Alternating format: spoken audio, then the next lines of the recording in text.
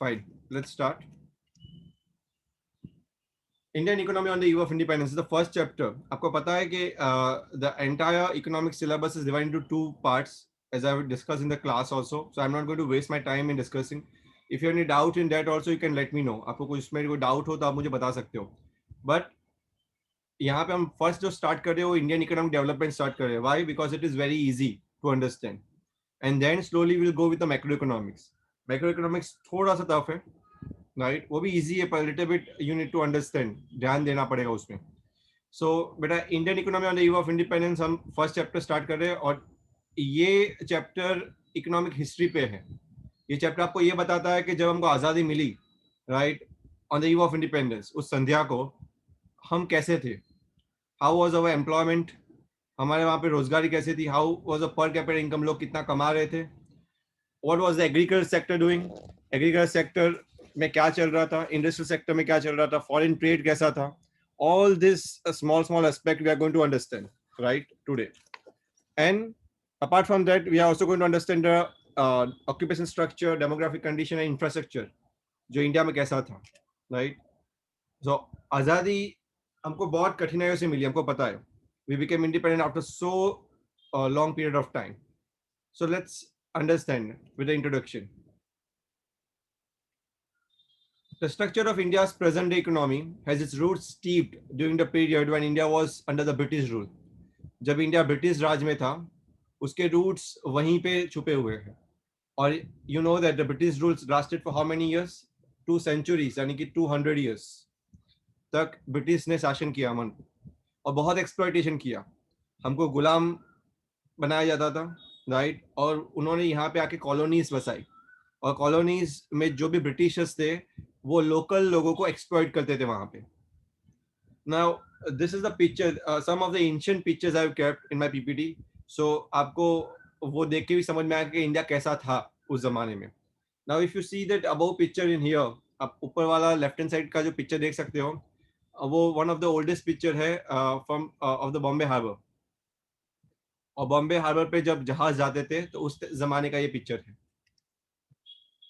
We know that India finally won its independence on 15th August 1947. 15 अगस्त 1947 को हमको आज़ादी मिली.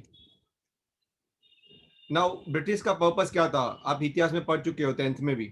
The sole purpose of the British colonial rule in India was what? Was to reduce the country to being a raw material supplier.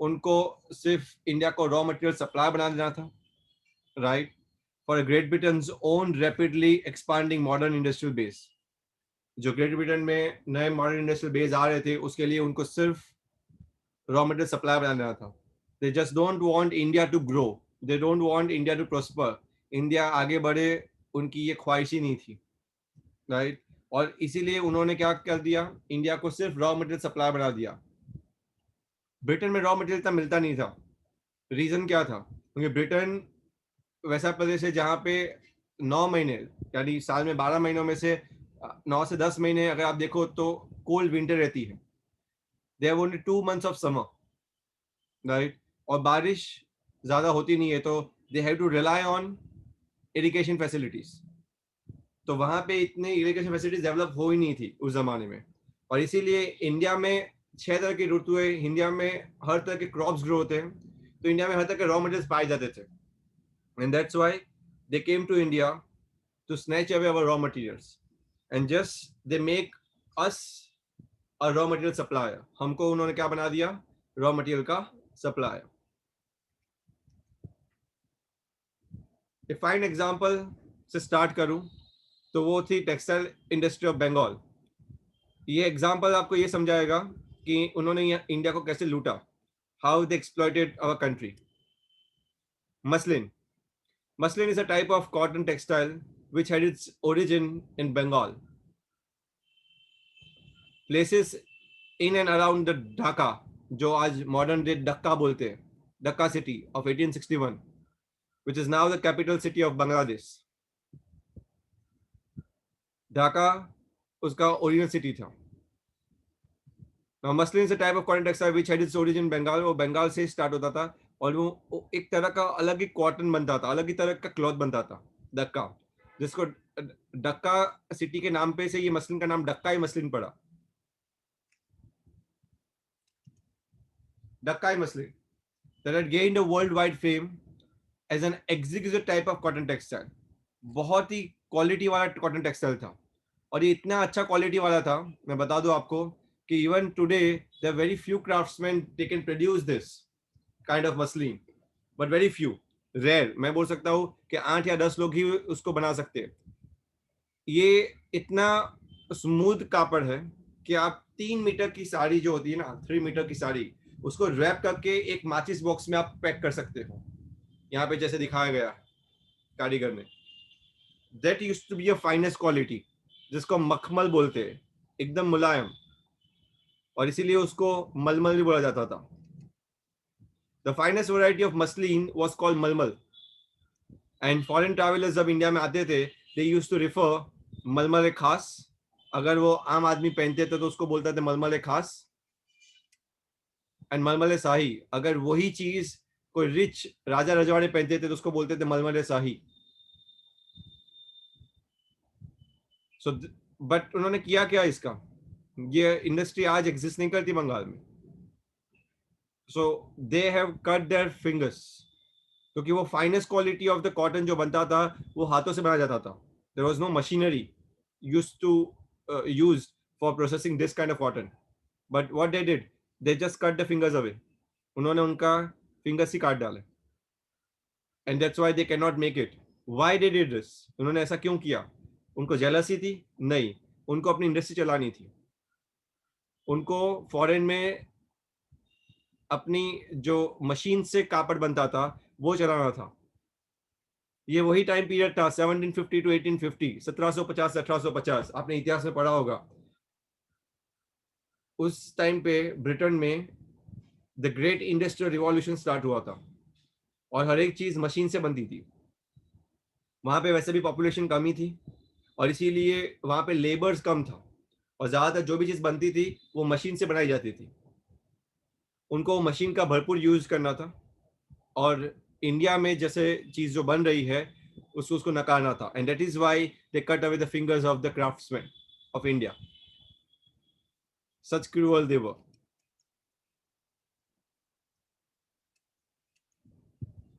Let's go ahead. Now, economic development under the colonial rule. कैसा था हमारा economic development colonial राज में, यानी British राज जब start हुआ तब कैसा था? Economic development under the colonial rule was very लो, बहुत कम था.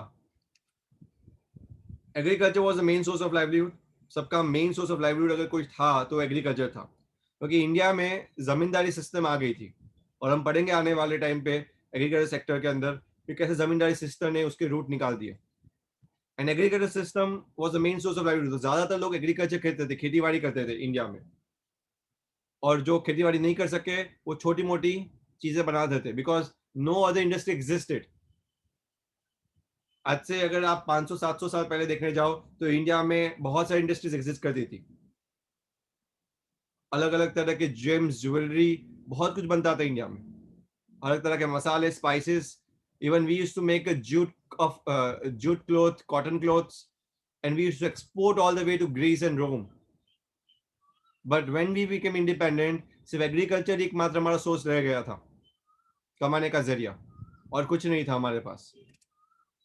India was particularly well known for its handicraft industries in the fields of cotton and textiles. थी कुछ ईस्टर्न एरिया और कुछ western area, Gujarat, Maharashtra, and उस बाजू ओडिशा एंड बंगाल, जहाँ पे कॉटन, टेक्सटाइल, सिल्क इंडस्ट्रीज पलती थी. We also used to make the work of metals and precious stones. So this were the different types of variety of the things other than the agriculture. Agriculture के अलावा हम ये सब कुछ भी बनाते थे उस जमाने में. You need to remember this. Agriculture was the main source, but apart from that, cotton and silk textile, metal और precious stone भी important था.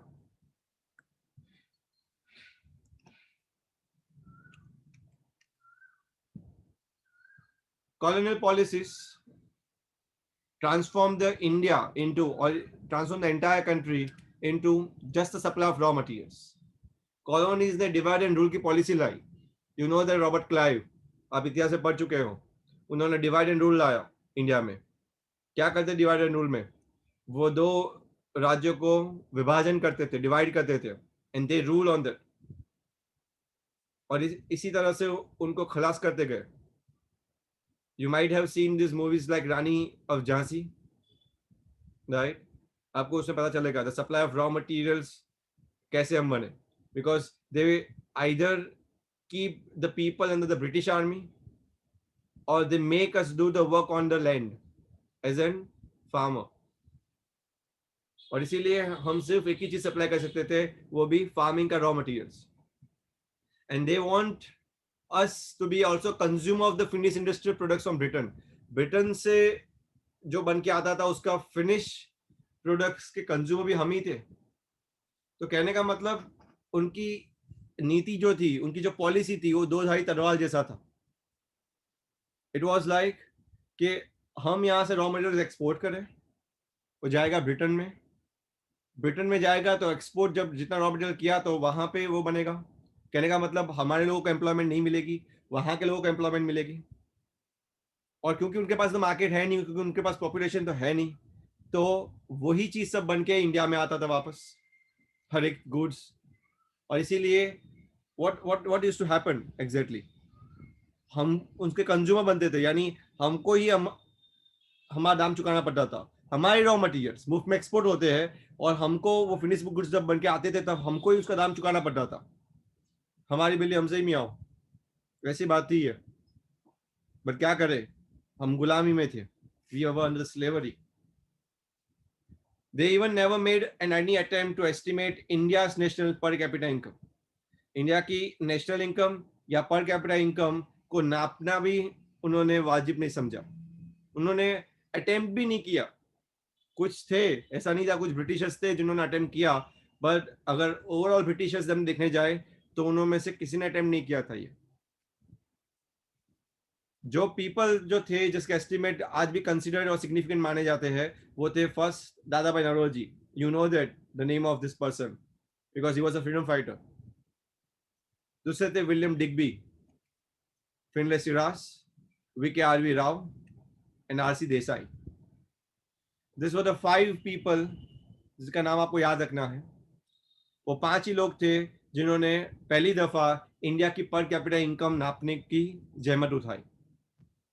दादा भाई नवरोजी आप पढ़ेंगे पॉवर्टी के चैप्टर में, उन्होंने जेल कॉस्ट ऑफ लिविंग चालू किया था. वो क्या था, कैसे था, we are going to understand, but he was the first person. उसके अलावा विलियम डिग्बी थे, वो foreigners, right. Finlay Shirras and William Digby दोनों ही ब्रिटेन के थे, but they attempted to calculate national income and per capita income of the country. ये सब में से वीके आरवी राव का जो एस्टिमेट है वो बहुत ही सही माना जाता है आज भी, ये सब में से 5 में से. और इसलिए राव का नाम आपको याद रखना है. ये जो फोटो है वो राव का नहीं है, ये फोटो जो दिया है वो देसाई का है, आरसी देसाई का. ये जो फोटो है विलियम डिग्बी का है, और ये फोटो है दादा भाई नौरोजी का. समझ में आ रहा है ये?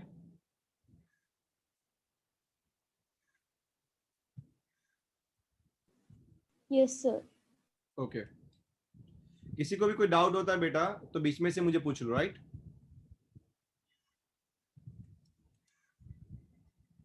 Now the country's growth of the aggregate real output. अगर हम देखने जाए, जब हमको आजादी मिली, the aggregate real output during the first half of the 20th century, तो हम बोलते हैं जब first half of the 20th century, यानी हम कौन सी सदी में जी रहे हैं अभी? Right now in which century we are living? Can anyone tell me? 21st. Yes, 21st century. We are living in the 21st century. Why? Because 2000 से 2100 तक की जितनी भी गिनती आएगी वो 21st सेंचुरी बोली जाएगी. तो 20th सेंचुरी किसको बोलते हैं? तो 1901 से लेके 2000 तक जितने भी ईयर्स गए वो पूरे 20th सेंचुरी में गिने जाते हैं. सो 20th सेंचुरी के फर्स्ट हाफ में, फर्स्ट हाफ यानी फ्रॉम 1901 टू 1950, राइट, कितना था इंडिया का GDP? It was less than 2%. तो यहां पे मैंने एक डायग्राम दिखाया है, just see the diagram carefully. मैंने ये डायग्राम दिया है आपको मुगल एम्पायर से. So at the time of Mughal empire, if you see, the GDP of the per capita was very low, right, of UK as well as India. India का भी लो ही था, पर इंडिया में आने से पहले यूके यानी ब्रिटेन और काफी सारी यूरोपियन नेशंस और काफी जगह पे कॉलोनीज जमा चुकी थी. By the time of 1750 right, उन्होंने पहला इंडिया में कब्जा जमाया. एंड कब्जा जमाने वाला कौन था? British east India company, that was British India. 1750 to 1850, this is the entire time when the industrial revolutions be there in India. और आपने मे बी म्यूटिनी बगावत के मूवीज देखे होंगे, रानी लक्ष्मीबाई, मंगल पांडे, देखे कि नहीं? उसमें आपको याद होगा 1857 का बगावत, 1857 याद है? सर मूवी नहीं देखी. नहीं देखी तो देखिए. एज एन इकोनॉमिक स्टूडेंट मैं सामने से आपको बोल रहा हूँ, you need to see this movies so you can understand how was India. India कैसा था. आपने इतिहास तो पढ़ा होगा. 1857 में बगावत क्यों हुई थी? What was the reason behind the mutiny? बगावत होने का रीजन कोई बता सकता है मुझे? जैसे general question I am asking, कितना जनरल नॉलेज है मैं चेक करना चाहता हूं मैं आपसे. Anyone knows what was the reason of mutiny? What was the reason of बगावत 1857? साल तो सुनी होगी 1957, 1857 सॉरी.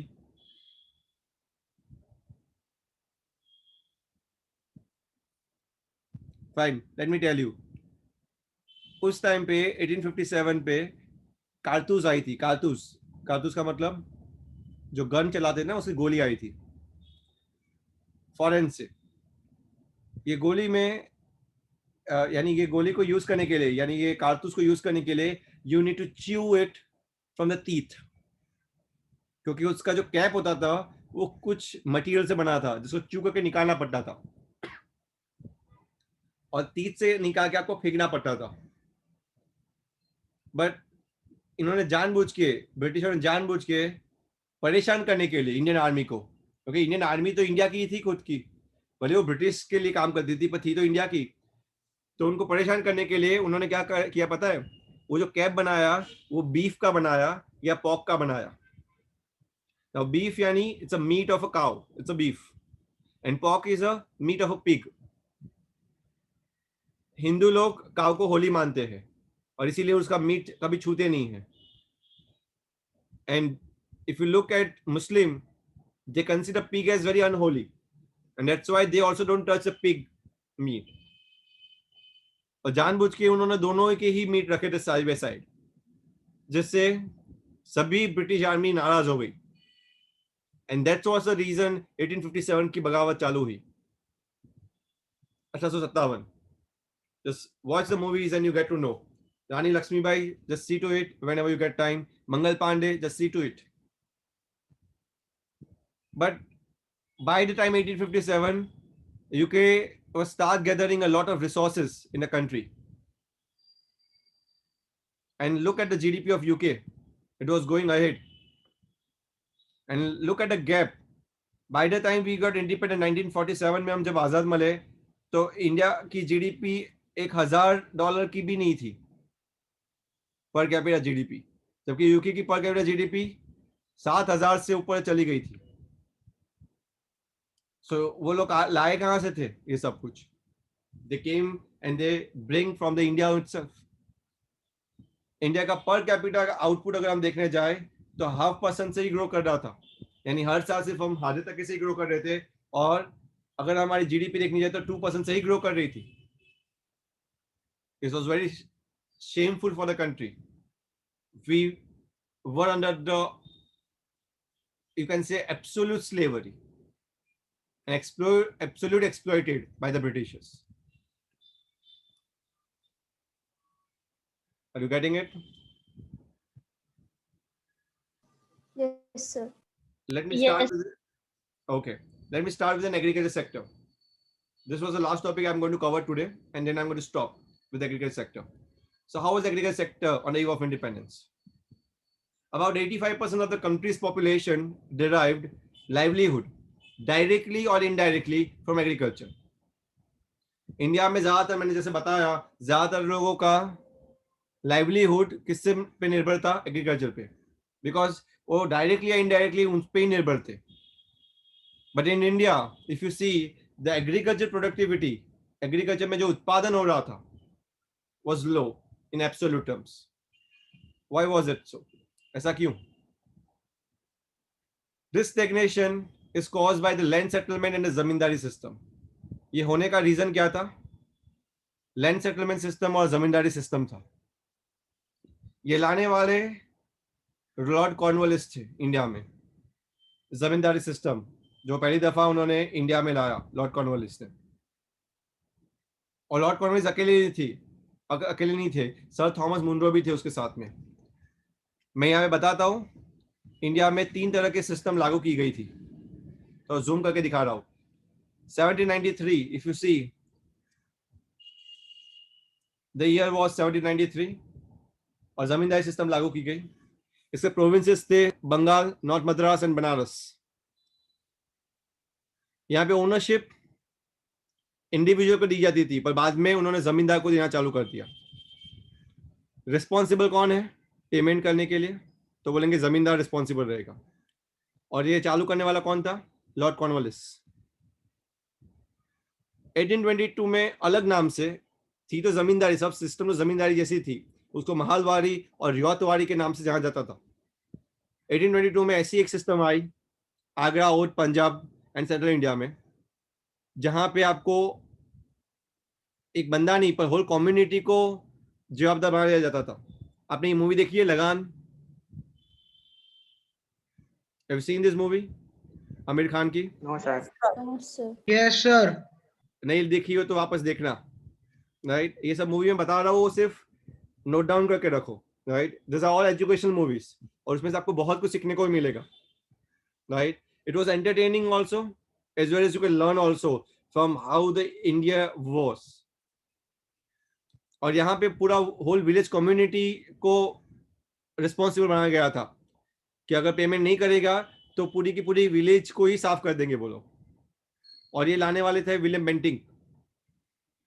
और वैसे ही तीसरी सिस्टम थी रियातवारी, जो चालू हुई 1792 में, जो मद्रास यानी कि आज का चेन्नई, मॉडर्न चेन्नई, बॉम्बे यानी Mumbai, and Berar in central India, Berar यानी मध्य प्रदेश में, एमपी में आया. इसमें इंडिविजुअल को राइट दिया गया था और इंडिविजुअल को रिस्पॉन्सिबल बनाया गया था पेमेंट के लिए. और ये लाने वाले थे सर थॉमस मुनरो. ये 3 सिस्टम इंडिया में बहुत ही प्रचलित हुई, जमींदारी, महालवारी एंड रियातवारी. और इसने लगभग you can say 80 to 90% of the India को कवर कर लिया था जमींदारी के अंदर. यानी हमारे पास और कोई जमीन बची नहीं थी जो सेल्फ कल्टीवेट कर सके, हम खुद खेत सके और खुद कमा सके. अब ये जमींदारी सिस्टम थी कैसी और ये लैंड सेटलमेंट सिस्टम क्या था, वो मैं आज नहीं समझाऊंगा, वो मैं आपको कल समझाऊंगा. जितना आज मैंने आपको पढ़ाया है, आज सिर्फ उतने पे ही ध्यान दीजिए. राइट.